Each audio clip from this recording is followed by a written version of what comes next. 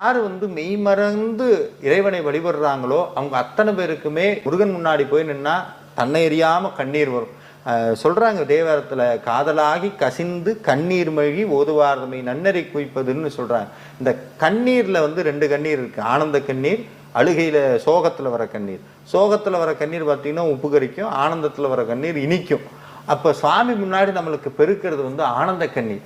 இந்த உடல் ஒரு கவிஞர் அழகா சொன்னார், உலகத்திலேயே சொல்ல முடியாத அத்தனை வார்த்தைகளையும் சொல்லக்கூடிய ஒரே மொழி கண்ணீர் தான். அந்த கண்ணீர் கடத்தக்கூடிய விஷயங்கிறது வேற எந்த மொழியினாலும் முடியாது. அப்போ முருகனை பார்த்த அடுத்த நிமிஷம் உள்ளுக்குள்ள நம்மளறியாம கவலையினாலையும் கவலையும் கஷ்டத்தையும் நினைக்காம நம்மளை மறந்து ஒரு 2 சொட்டு கண்ணீர் வருதுன்னா முருகன் உங்களுக்குள்ள இருக்காருன்னு அர்த்தம். உங்களுக்குள்ள பக்தி கணிஞ்சிருச்சுன்னு அர்த்தம். இந்த ஆத்மா பரிபக்குவமாய் அடுத்த நிலைமைக்கு முருகன் கூட்டிட்டு போறதுக்கு உண்டான அடையாளம்.